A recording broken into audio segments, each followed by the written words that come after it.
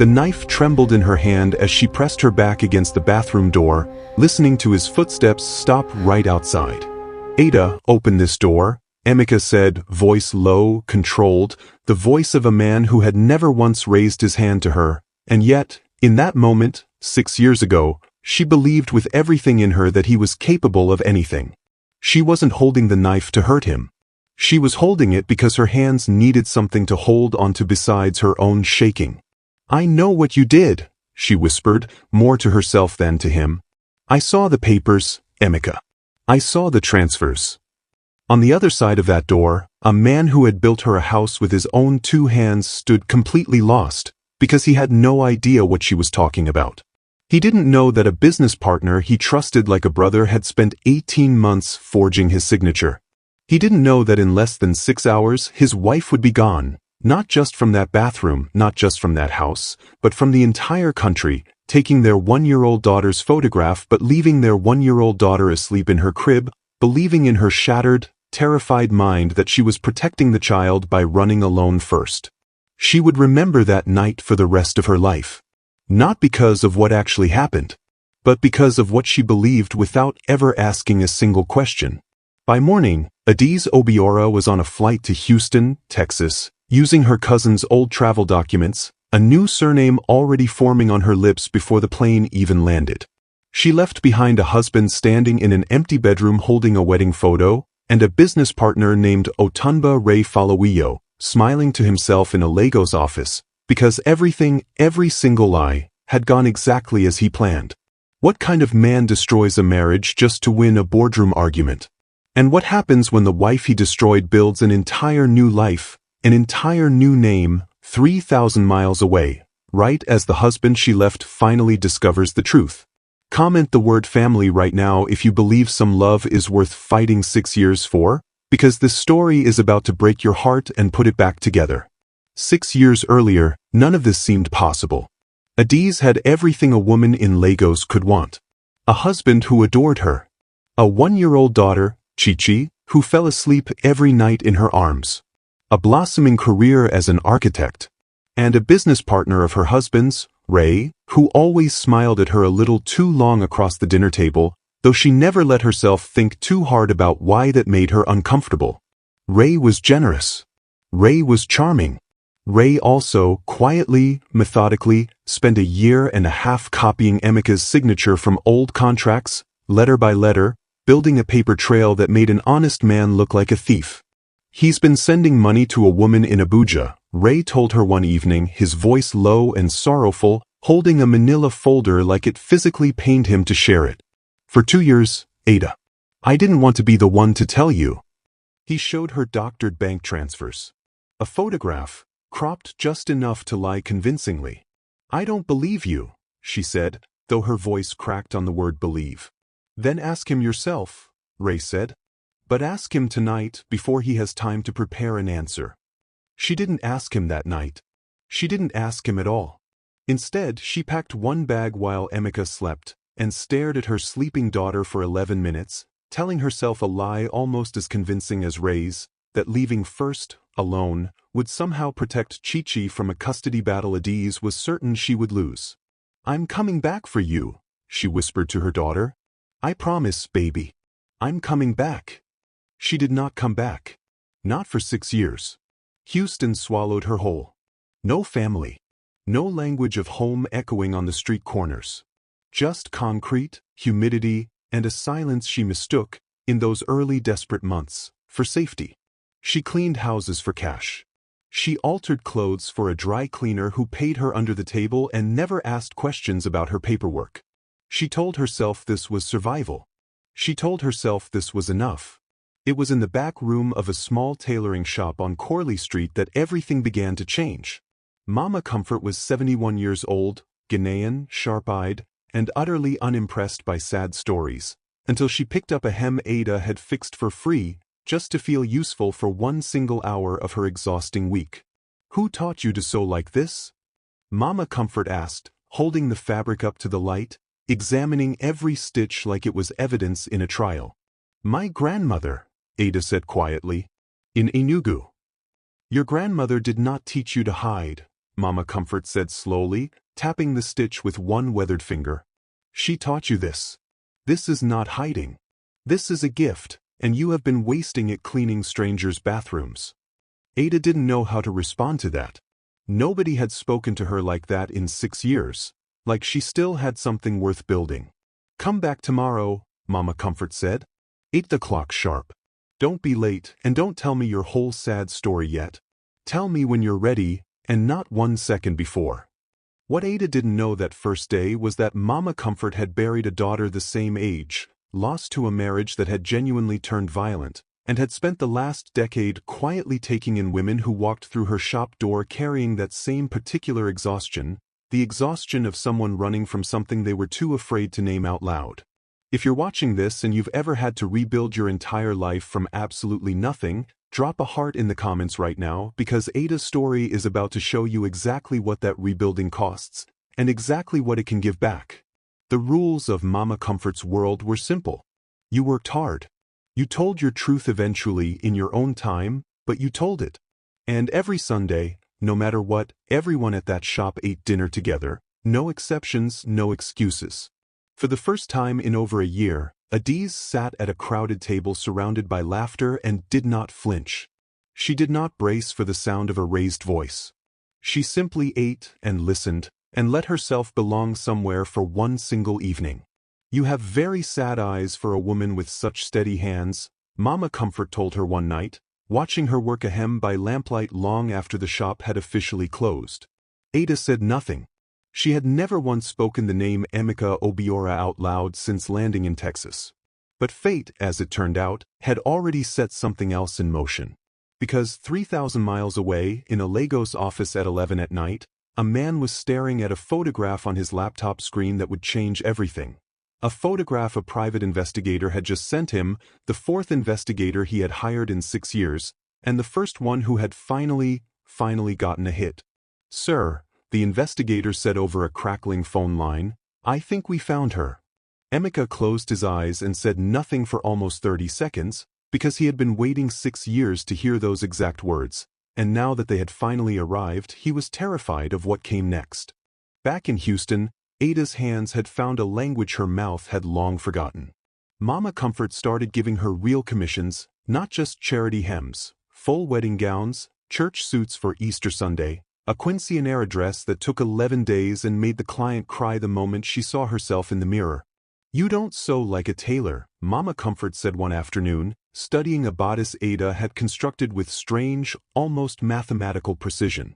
"You sew like someone who used to build houses." Ada's needle stopped moving completely. "I used to be an architect," she said.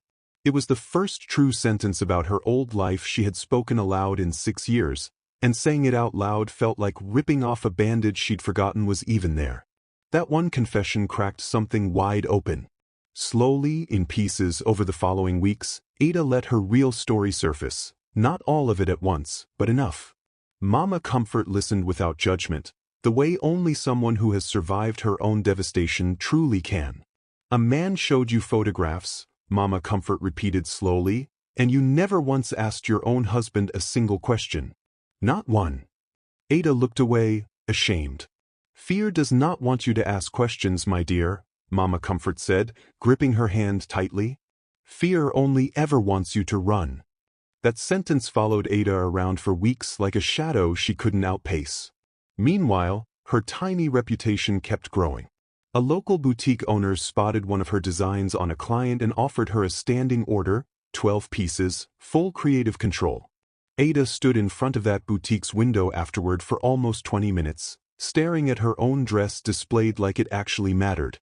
She would remember that day for the rest of her life, because it was the first day in 6 years she let herself feel proud instead of hidden. What she didn't know was that a man 3,000 miles away was, at that exact moment, holding a printed photograph of that very same window. Emeka did not fly to Houston immediately. That surprised even his own lawyer, who fully expected him to charter a flight within the hour of confirmation. Instead, Emeka sat with the investigator's file for 3 full days, thinking about the woman his wife had clearly become in his absence. A woman with an actual business, a fake name, an entire life built stitch by stitch out of nothing. If she ran from something, he told his lawyer quietly, then me showing up and demanding she come home only proves whatever fear made her run in the first place. I refuse to be the second man who takes something from her without asking permission first. So instead of showing up unannounced, Emeka wrote a single letter. No accusations. No demands. He had it hand-delivered to Mama Comfort's shop, addressed simply, to Ada, from Emeka.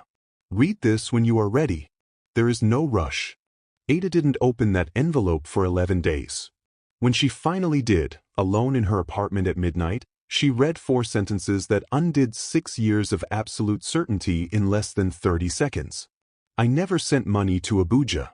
I don't know the woman in that photograph. I have spent 6 years and everything I own trying to find you, not to bring you back, but to ask you one single question. Will you let me ask it in person? She called her cousin, Auntie Ngozi, that night, sobbing in a way she hadn't allowed herself to in years. What if it's true? Ada whispered into the phone. What if I left for absolutely nothing? Auntie Ngozi was quiet for a long moment before she finally spoke. Then you ask him, she said gently. You ask him the exact question you should have asked 6 years ago, and this time, you actually let him answer. Ada wrote back only 2 words. Ask it. If you're crying already, comment the word truth below, because what happens next in Mama Comfort's little tailoring shop is going to wreck you completely. Emeka boarded a flight the very next morning. The bell above Mama Comfort's shop door rang at 4:47 in the afternoon, and Ada, pins still between her lips, mid-fitting on a client, did not look up right away. She would remember this exact moment for the rest of her life, because when she finally did look up, Emeka Obiora was standing in the doorway, 6 years older, still holding his hat in his hands the exact same way he used to when he was nervous. Neither of them said a single word for 11 full, agonizing seconds. Ada, he finally said, and his voice cracked hard on the second syllable. She stood slowly, pins scattering to the floor. Mama Comfort appeared silently in the back doorway, took one look at his face, and understood absolutely everything without needing a single word of explanation. You said you'd ask me a question, Ada whispered, barely audible. Emeka nodded and reached into his jacket and pulled out not a ring, not an ultimatum, but the exact same forged bank documents Ray had shown her 6 years earlier, now stamped, annotated, and confirmed by a forensic auditor. Did you ever actually ask him for real proof? Emeka said, his own voice shaking now. Or did you just believe him, because believing him was somehow easier than believing me? The question hit her like a struck bell, echoing through her entire chest. Her mind raced backward to that night, to Ray's sorrowful, practiced voice, to the fact that she had never once demanded to see the original documents, never once given her own husband 30 seconds to defend himself before she was already packing a bag. I was scared, she said, tears sliding freely now. I was so scared, Emeka, I completely stopped thinking. I just ran. At her absolute highest moment, as Auntie Ngozi would later describe it to anyone who'd listen, with the magazine feature confirmed, with boutique orders climbing every single week, with an entire new life rebuilt from nothing, the past walked straight through the front door wearing the shape of the truth she'd been running from for 6 years. But Ray Falawiyo's own greed had one final, devastating twist still waiting in the wings. Ada's phone buzzed on the shop counter. A Lagos number. Not Emeka's. She answered purely on instinct, her hands trembling. Ada, said a familiar, silky voice on the other end. It's Ray. I heard your husband finally tracked you down. We should talk, privately, before he tells you a version of events that isn't quite complete. Ada looked up at Emeka, whose face had gone completely pale, watching her hold that phone like it was suddenly radioactive. What Ray had absolutely no idea of was that Emeka was standing 3 feet away in that exact moment, and had just heard every single word through the phone speaker. Put him on speaker, Emeka said quietly, his jaw tight. It's time everyone hears the truth at the exact same time, once and for all. Comment witness if you think Ray is about to get exactly what he deserves, because the next part of the story is where 6 years of lies finally come crashing down in front of everyone. Ray Falawiyo's voice filled the small Houston shop, still confident, still smooth, completely unaware his audience had just doubled without his knowledge. "Ada, listen to me," Ray said. "Whatever Emeka told you about those transfers, the company's finances were complicated back then. I only ever wanted to protect you from—" "Ray," Emeka interrupted, his voice suddenly ice-cold and completely steady. "It's Emeka. You're on speakerphone. Ada's business partner is standing right here too, and so is a forensic auditor's signed report with your fingerprints all over the forgery." The silence on that line stretched so long that Ada could actually hear her own heartbeat pounding in her ears. "Say something, Ray," Ada said, her voice suddenly stronger than she expected it to be. "You always had so much to say when you were lying to my face. Say something now." Ray finally spoke again, and this time his practiced charm had curdled into something desperate and small. "You have to understand," he said, "Emeka was about to be made senior partner over me. I built that company too, Ada. I needed leverage, and you were simply the easiest leverage available to me. 6 years of a family completely destroyed, so that one man could win a single boardroom argument." Ada sat down slowly on her fitting stool, hand pressed hard over her mouth, the full weight of it finally landing on her chest all at once.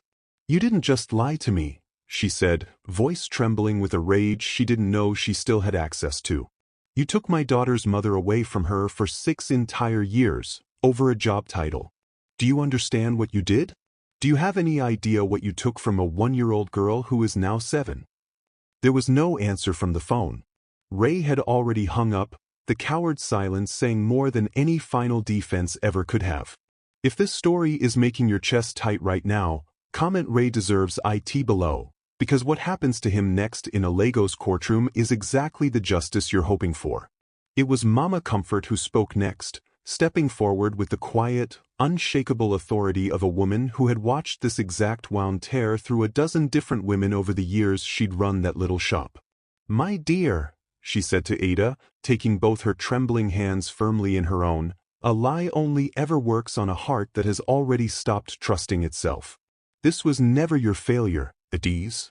This was one man's greed, dressed up expensively enough to look like your husband's betrayal." "But," Mama Comfort continued, turning now to include Emeka fully in her gaze, "trust is not rebuilt with a single apology in a tailoring shop. It is rebuilt slowly, the exact same way this woman rebuilt her own 2 hands into the gift she carries now." Emeka nodded, understanding completely. "I'm not asking you to come home tonight," he said to Ada, kneeling slightly so they were eye level.